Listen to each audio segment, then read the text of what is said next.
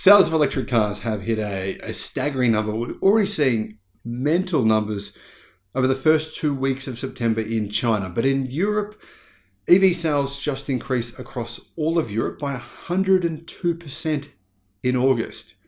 I made a video not long ago about the tipping point across 23 different European countries. Well, that's been blown past. These numbers are staggering. My friends, it's finished. EVs are now officially the future of the automotive industry. Hello, welcome to the channel. It's great to see you. Thank you for tuning in. I'm Sam Evans. You're watching the Electric Viking. This disruption is incredible, and it's what I'm going to be talking about at the EV show in Melbourne on Saturday at 1 p.m. Would love to see you there. I'll also be doing a Q&A session with you guys individually at 2:30 p.m. as well. If you want details about the EV show, I'll put a link in the description. It's going to be the biggest EV show in the history of Australia. That's pretty cool to be a part of that. I'm excited for that, guys. Car sales increased 21% in August, but EV sales increased 102%. And that means we've reached easily a new record, which is very unusual for the month of August. Now, the key thing is, people are saying here, well, car sales have grown by 21%. So it's no surprise that EV sales are up 102%. Actually, the only reason that sales have grown by 21% is simply because of that growth in EVs.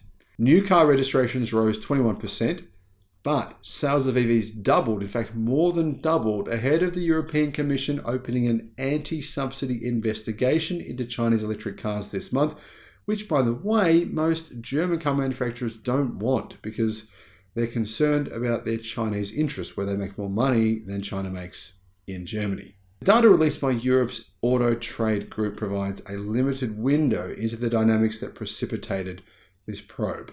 The association does not break down regional sales by country or origin, says Automotive News Europe, or detail each manufacturer's registrations by powertrain. But we do know this: the massive demand for EVs, which exceeded 20% of EU sales for the first time in the history of the planet, speaks to why Chinese car companies are very keen to send their EVs from China, where they're mostly making a loss on these sales, to Europe, where they can definitely make a healthy profit. They've just started doing so.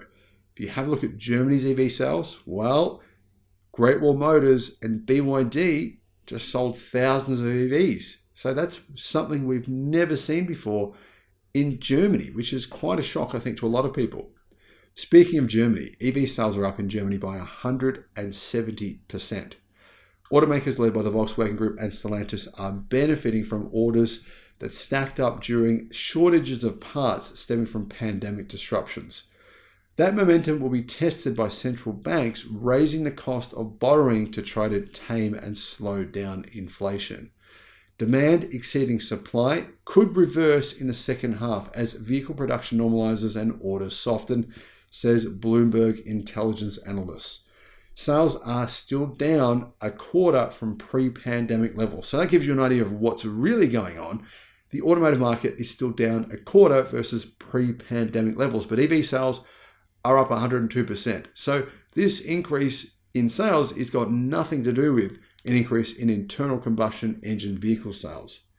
Tesla, which imports Model 3 from its Shanghai plant, has cut prices this year, while Chinese companies, including BYD and Nio, are pushing into Europe. And the surprising thing is the Model 3 actually sold quite well in the month of August, even though that's the old model, and people know they're getting the old model, they're still ordering them.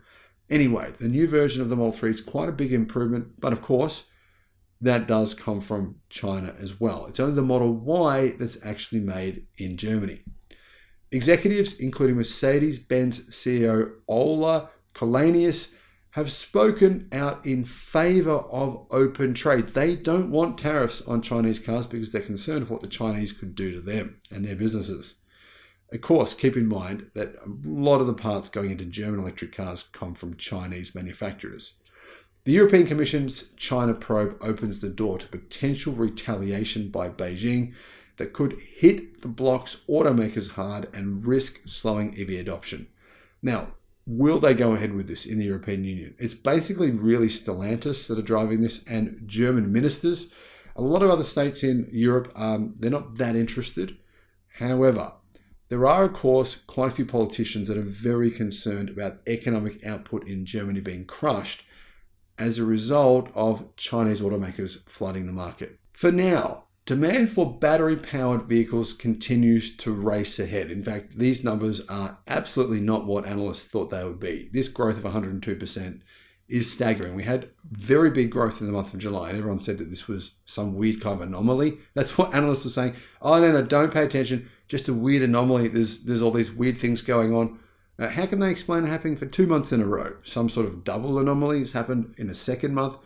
I don't think so. The number of new EVs registered across Europe increased 102% to around 200,000 vehicles. But that pales in comparison to China.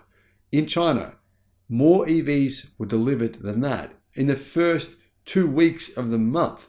So China, in fact, sold 300,000 EVs in 2 weeks, whereas 200,000 were delivered in 4 weeks across all of Europe.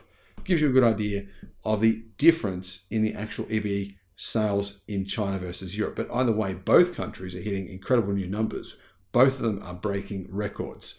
Both of them are breaking percentage records as well. Buyers in Germany registered 87,000 fully electric vehicles in August, a 170% increase. France also had an increase significantly over last year. What about the UK though? The UK EV sales are up 72%. EV sales are up 60% in the Netherlands, and they've risen to a total of over 17,000 in the month in the UK. Volkswagen sold the most passenger cars in Europe across all types of fuel. And in fact, their EV sales increased as well. Volkswagen say, though, that they are leading in fully electric cars, and that's according to Bloomberg NEF data too. But job cuts at 2 of their factories, in fact, basically stalling production at Zwickau and, of course, at Wolfsburg, means that basically 2 of the biggest EV producing sites in Germany have ground to a halt. How will this affect their future EV sales? Well, it will affect them. The other question here is a lot of people believe that Volkswagen's strategy, or the group's strategy, is to simply import EVs from China because they can make them so much cheaper there. For example, the ID3 costs $16,000 in China. Across Europe, it costs around $34,000. Big difference. Now, the reason Volkswagen say is that they have diminishing demand. So a lot of their sales so far this year, they've had a growth of EV sales over the past 3 months, which has been good to see. But it appears as though the group believe that their order books are getting smaller, so they need to prepare for that.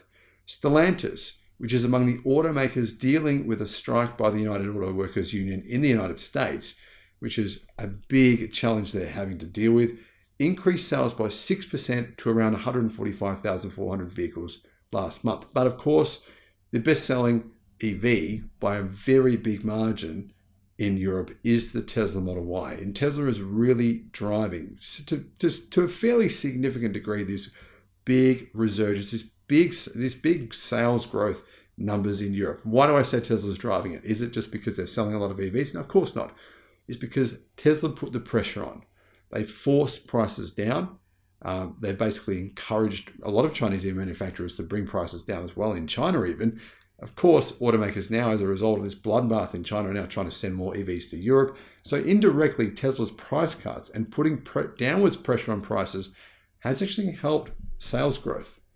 What are your thoughts on this? Let me know in the comments. Either way, these numbers are spectacular. More than 20%. I think it's about 22% of all cars sold in the European Union in August were fully electric. We've never seen this before, but it's an incredible number. Thank you for watching.